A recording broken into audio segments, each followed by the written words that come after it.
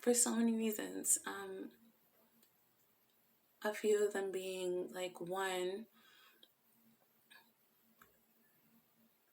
if I chase you and give in to that need of yours, how do I know that you truly want me for me? Because now, like, I'm the one pursuing you. How do I know that you're just not a really nice person and you're just like, oh, I'm just gonna be with her because, she chases me, whatever. I don't really like her. Like, a lot of people get manipulated into that.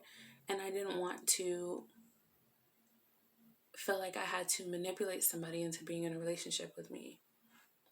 That just felt like manipulation. And to him it felt like love. And I mean, now I guess I would hindsight is 2020. Now I guess I would give into that, because who gives a fuck? Like, who cares? Like, so what if I chased him? Like, what does it really matter at the end of the day? I was making such a big deal out of it. Like, it doesn't matter. He's like, because where that leads ultimately, like the whole idea of not wanting to chase him because I wasn't sure, I wouldn't be sure if like he really, really wanted me. What that really leads to or boils down to is the fear of being left, the fear of abandonment. Like, if you're sure that they really like you, then that heightens the chances of them staying. If you push them away, that completely eliminates the idea of them ever leaving, or puts that puts you in the control seat of them ever leaving. Because now it's like, you didn't leave me, I pushed you away, I wanted you to leave. So now it hurts less, but it really doesn't, because you didn't want them to leave in the first place. So now, not only do you not have them, now like all this stupid shit happened that didn't need to. God. I mean, I guess it needed to, but like, you guys know. That sigh. Some shit is just not necessary. It's really not. And it could be avoided if we just stop caring about things and just that stuff. Like, I'm gonna tell you guys, there was one point where he brought up that he just wished I would be more submissive. And the way he did it was like really it was really out of the way. And like, we can often get caught up in like people's actions that we don't see past them to like the real reason why they did it in the first place. And like the real reason was so that he could communicate to me that he wished I was more submissive. Like, he just wanted me to be more submissive because that was important to him. But the way that he decided to communicate that to me, because, the words would have been just fine and we'd probably be in a different situation now. That's why it's just so crucial to speak your truth and like speak it plainly. Because saying those exact words would be speaking it plainly. There's no other way that I could interpret that. But what he chose to do made me feel like control. Made me feel like I was being manipulated and controlled. And it made me feel dirty and slimy and disgusting and like a piece of shit, basically, the way he decided to communicate that to me. And it's like,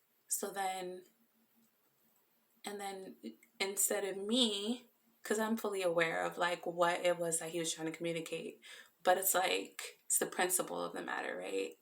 I'm like, well, why didn't you just fucking say, why didn't you just say, like, why did you have to put on this whole show? Why didn't you just say that you wish I was more submissive? Like, why you have to shame me into submission? And so I got mad and I was like, okay, well, I hope you find her. Knowing damn well that I wanted to be her.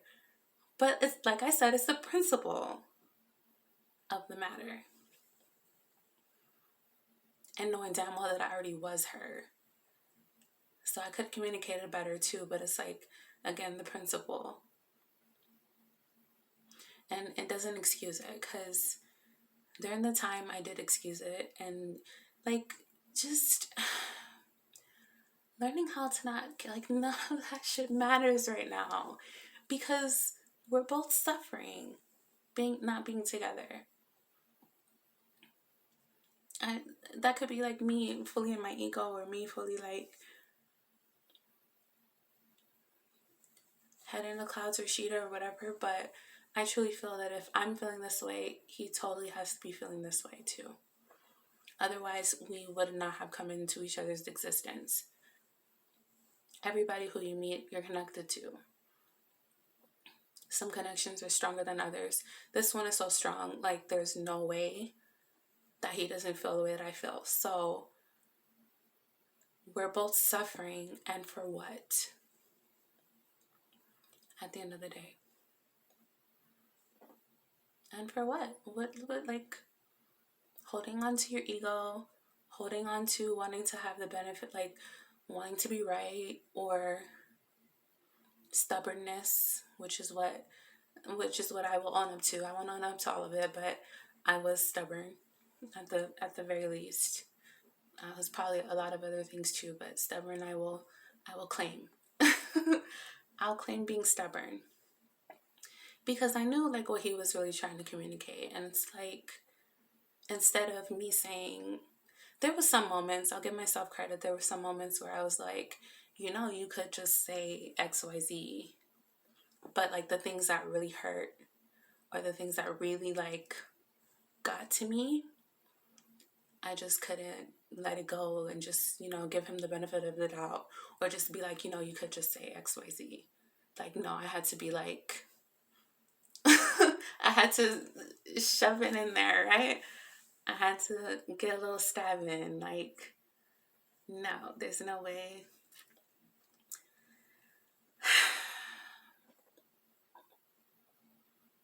And it's like, the more time you spend with a person, the more they get to know like what's really important to you, and they can use that in a lot of different type of ways. And unfortunately, when they feel hurt by you, that one of those ways is like they could really, really hurt you. But I don't know, like for me, it's just because I think I wasn't like that attached to it. Like it wasn't, I wasn't doing it for what he thought I was doing it for, which is like control or whatever. I was just doing it because it's like, you want me to love you in a certain type of way, but you're not loving me in a certain type of way. Like, you gotta show it to get it, basically, kind of thing. And that's conditional. Because unconditional would have said, I'm going to operate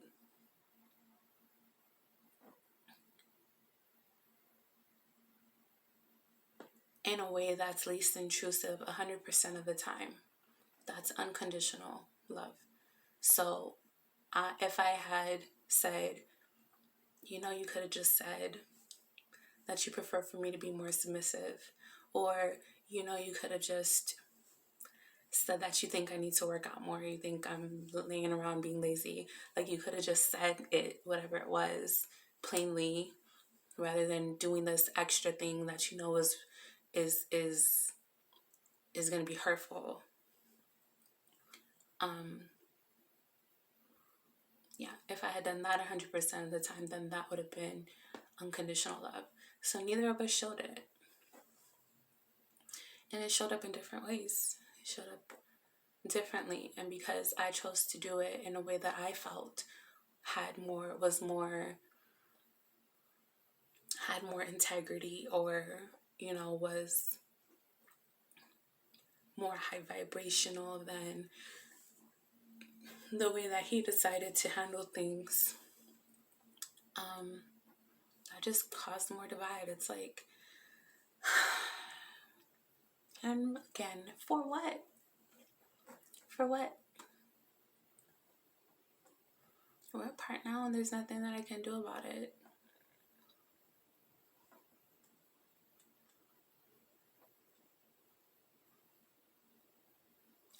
There is, and this is the part that I did not want to get to, because it's like, there is something that I can do about it. I can get on a plane and go to wherever he is. I can do all of the things that are just completely against who I think I am. And that is scary as hell. That's scary as hell. And I can make the excuse, like, I can stick to the excuses that I've made. Like, if he wanted, me, he would at least communicate with me, text me back when I, message him. Like, he would at least do something. But he hasn't done any of that. So it's like, my pride now, like, how do I've already made an effort. Like, I've already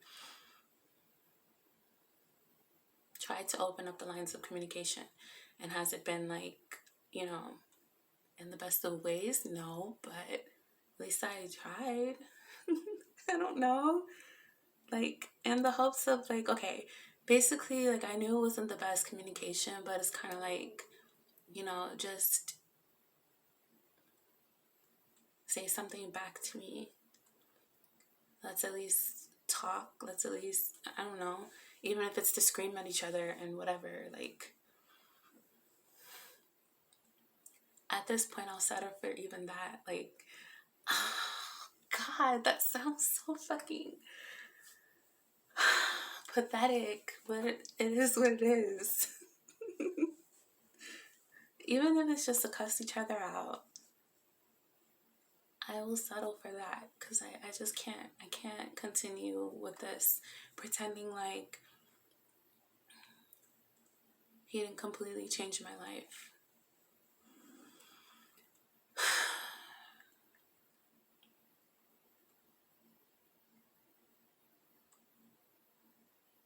All because I want to save face, and I want to prove that, that I don't need him.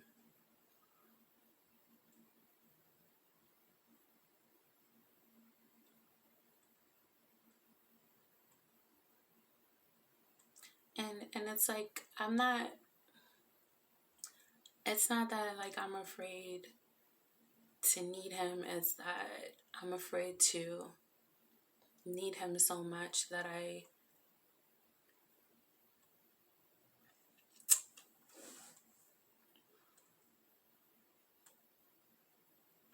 I'm going to say it, and then I'm going to say, okay, I don't want this thought to leave, so I'm going to say this first, and then see if I remember to say the other thing.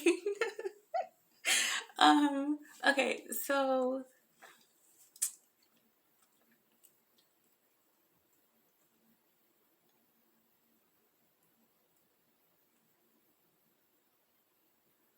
I was afraid to depend on him, because I had been taught early on that you can't depend on anyone. The one person that I needed to depend on, that I had to depend on, I had no choice but to depend on this person, they let me down in major ways. And it's like, when this is why the relationship with our parents is, it's so illuminating.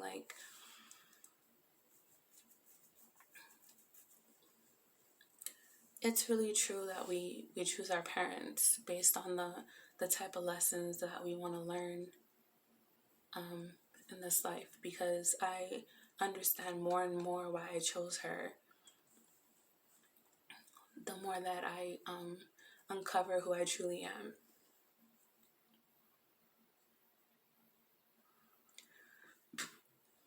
I do have issues with letting people in, and letting people get close to me and letting people see the real me. I do have issues with that. And it's not because of any self-esteem issues. It's because of, like, it's not that I don't feel I'm worthy of whatever. And I've had people project that onto me. And it's like, I get if that's how you feel, but that's not where my reasoning is coming from. It comes from more so like, I truly believe that dependence makes you a weak person. It leaves you vulnerable, leaves you open to being hurt. It's like, it reminds me of like when the men used to go to war, like back in the day, and some of them would just leave without even saying anything to their wife, because it's like, you know, thinking about you is gonna like keep me unfocused. Like it's gonna make me a target. Or even like people that are like, better example, like a drug dealer. Like he doesn't want anybody to know like where he lives, where his family's at. Like a lot of them, if they're smart, they won't even let you know who their girl is. Like, and I know that that has its setbacks, because a lot of men, like when they really like a woman, they like to show her off. So I know that's hard, but the smart men, the men who are really like calculated, they don't want anybody to know who their woman is. Like they don't flaunt her out in the streets. Like only people that are super duper close to them and trusted know who their woman is and where their family's at. Like, and so like, that's a really masculine way I understand to look at things, but that's just my mentality on it. It's not safe. It's not safe. Like I'm, you know. But then the drug dealer has to realize at some point that yes, that's the way that they have to behave in order to be a drug dealer and be successful at it and still keep all of their, you know, other lives intact. But then at some point he realizes, I don't need to sell drugs. There are other options. I could be somebody else. I could be somebody who I don't have to have, like I could be just one person and I have to wear all these different masks and protect all these different parts of my life. Like I can just integrate all of it and just operate out of that one space. And so a weird analogy for a woman or for myself, but that's how I kind of see it. Like it gets to a point where you realize, no, it isn't safe to be completely stupid and vulnerable. It is not. Let's be real. It's not. But you don't have to operate in that space 100% of the time. That space is for the 4% of the time when you run into someone new and you have to decide whether they are worth, not even worth, because everybody has worth, but whether this is a situation that's going to cause growth for you. And so that's when that comes in. That's when that comes in. It's there. It was just there to teach you all along. Speaking to myself again. Just there as a lesson. It wasn't a, this is who you should be for the rest of your life. No, it's just keep in mind that there are some people out there that you can't depend on. Doesn't mean that there aren't people out there that you can. Just that one person was there to show you that big lesson because you didn't want to learn it. So your mom had to teach you, or your dad had to teach you, or your grandma, or whoever, you know, did whatever to you, and it devastated you to the point where you decided, I'm going to completely change who I am, or put on this mask and keep it on forever, just to protect myself from feeling that feeling again.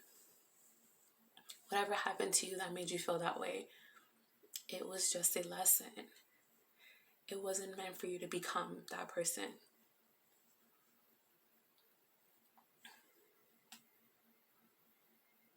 Again, like we talked about at the beginning, especially when these things happen in your childhood, it just becomes so normal that you have no choice because it's happening every day. Or you're just so devastated that you're like, and then you have nobody that can explain it to you in a way that's making sense. Because that whole like half-assed reason, oh, but she's still your mother. Yeah, that has shit to do with how I'm feeling right now, though. Like, what the hell does that have to do with how I'm feeling?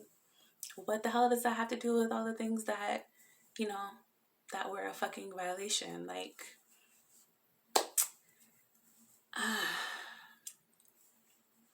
yeah, I'm not gonna talk about that because that's gonna get me upset. But yeah, like, certain things be like a full-on violation, and people don't understand it, and they give you these stupid ass reasons for why, and it's not stupid, it's just ignorant, lacking information, and knowing that they have to give you some sort of answer, wanting to give you some sort of answer, and because they don't have the tools, the insight to give you an answer that is complete. Yes. It's not ignorant, it's not stupid, incomplete. The answers they give are incomplete when they say, oh, that's still your mother, or you gotta respect your elders, or, you know, they sacrifice so much for you. And everybody wants to highlight the positives, but it's like, still, a lesson was learned and that shit hurts. Like, can I get some sympathy for how much it hurt to learn that everybody is not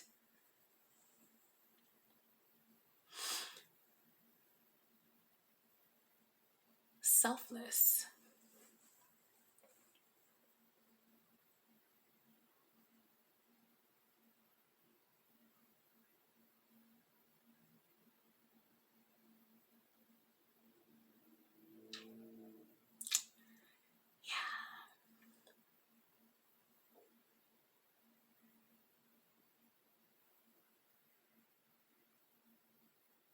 Everybody is not here to serve you. Oh, wait.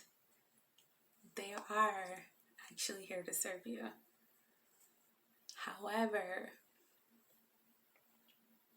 the way that looks is gonna be different depending on whatever situation it is.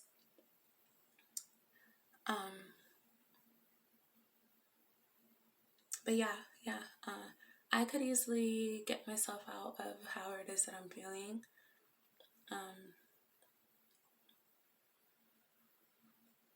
I can get on a plane and go to wherever he is and profess my undying love, but I don't want, like, I don't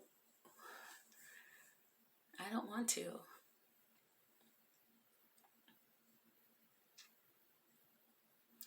I don't want to, and I don't know what that means. I don't know, like, I almost didn't want to say it because I felt like it meant that means that I don't want him, but it's not what it means. It's just that crosses the boundary for me.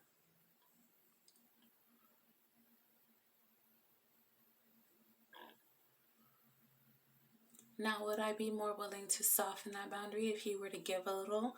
Like, at this point, I feel like I would be giving, like, putting everything on the line. And he hasn't put anything on the line, and it's like, why do I keep waiting for him to put something on the line when I can just put it on the line? But again, it's the principle. So maybe I'm not 100% ready. I don't know why it has to be all of that.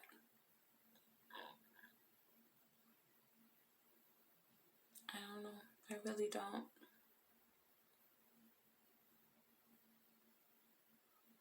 I really don't know why it has to be all of that.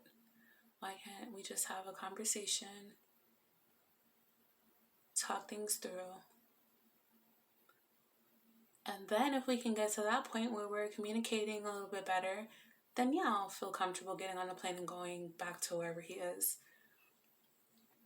But for me to just jump on a plane in the current state that things are in, that would be stupid on my part, especially how things ended between us. Like, I have to be like, let's be realistic.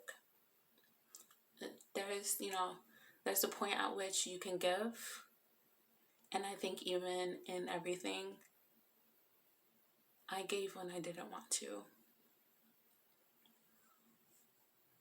I definitely did. And so this, I'm just not budging on. A conversation will need to be had.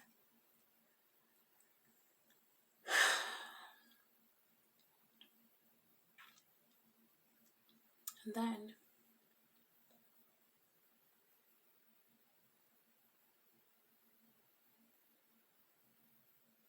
whatever else can transpire after that. We can just be friends, whatever.